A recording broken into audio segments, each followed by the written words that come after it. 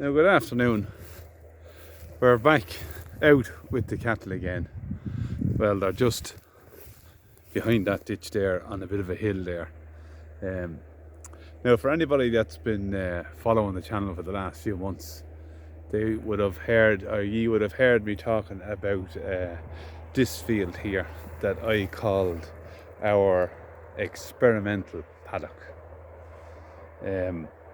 And the reason why it was experimental was I kind of asked yourselves, what would I do with it this year? Would I graze it heavily like the rest of the land, or would I leave it rest and knock it?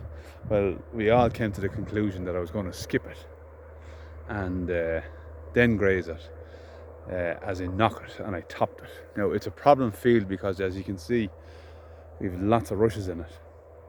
So the story is, with this field, it was grazed over the winter time along with the rest of the farm over 2 rotations, and then I skipped it in the growing season, and I didn't graze it until the cattle were last in here at the end of June, in and around Spancel. I was away that time. Just after that, when's that? That's about 8 weeks ago, 8 or 9 weeks ago. So the situation is here now. I put the cattle in tight, and I was doing twice daily moves, and I had them hammer in a lot of the grass, and then whatever was left standing, I topped it. So we can see here now what we have on the ground. We can see the old rushes that were trampled in, and they're starting to decay now and rot down. And then we can dig down, and we can see the kind of biomass and stuff that's on the ground. So there you go. Now this is a heavy, wet, clay soil, and I can't even get down to the heavy clay with all that vegetation battered down and starting to rot and starting to create new soil. So I'm expecting this to be very fertile in the next few years with all this trample. So I'm very happy about that. Obviously it hasn't fully rotted away because the biology has to catch up with our methods, but I'm expecting it to.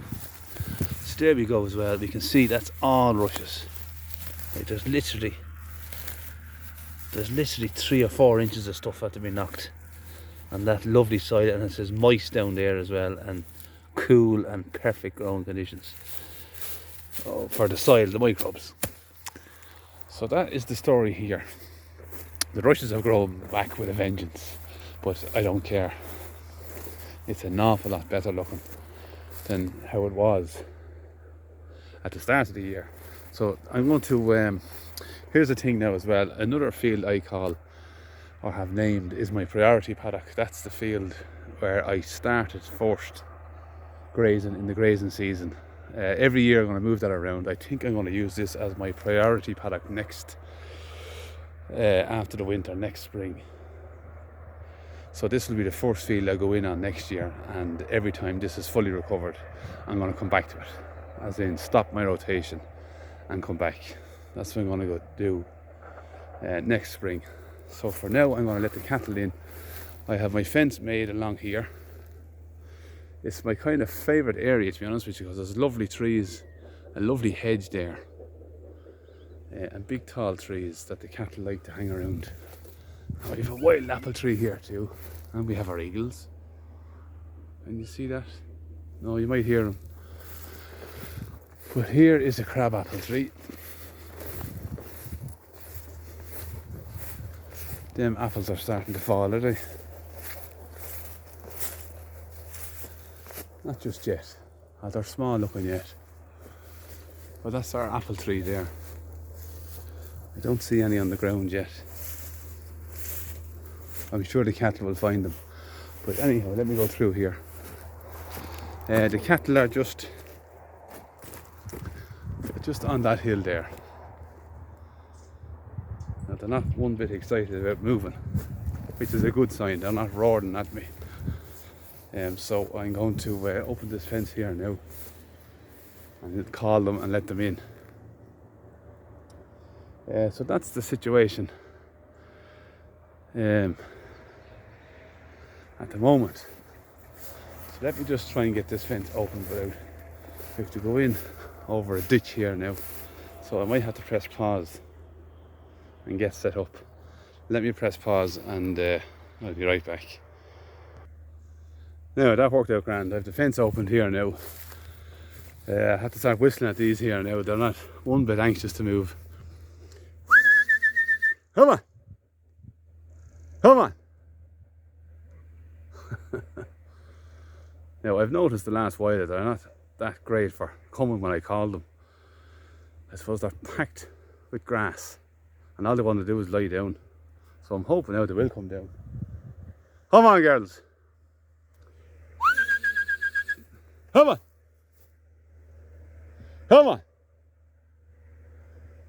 No, see, this is to carry on this last while.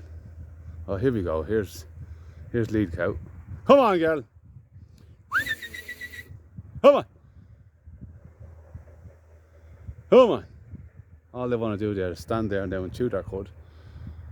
Come on! Come on! Ask the girl. Keep coming. Ask the girl.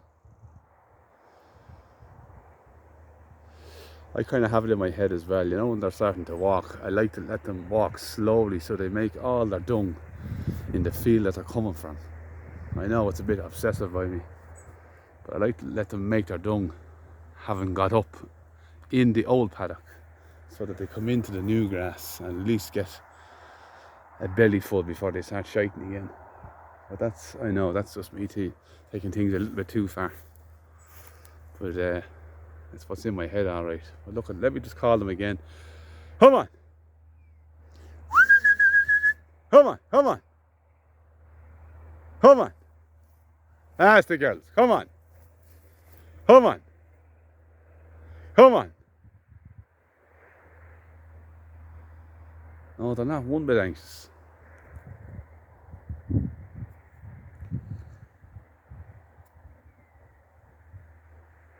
It definitely beats having them standing at the gap crying, but it can be frustrating when I want them moved.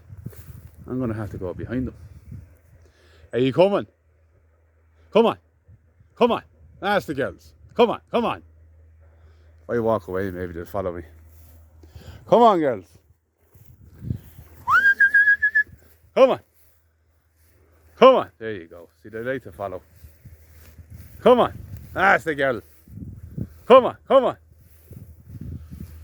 Yeah, you see, that lady there was earmarked for the road last year, but she's the only one that's that well behaved, so how could you do it?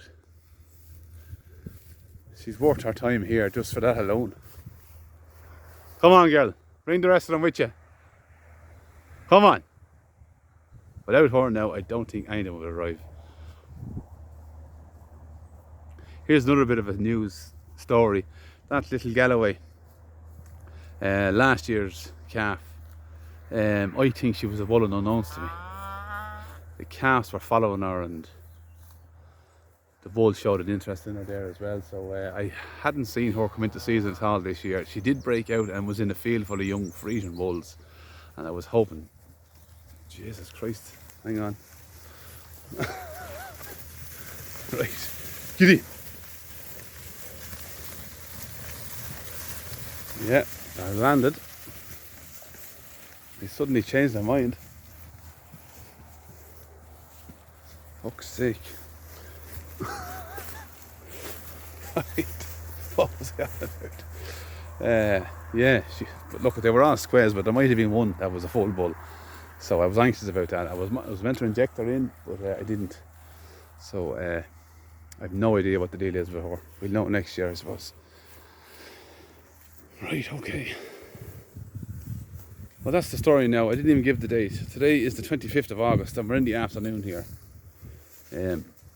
We were down at the show yesterday. It was lovely to see all the cattle and all the sheep and all the ponies. But as you were saying yourselves on this, it's nice to see the cattle out in their own habitat, grazing away, happy. So yeah, that's the situation for now. I'm going to close down here now and Yeah, there's the bull now, scratching his head, doing what bulls do.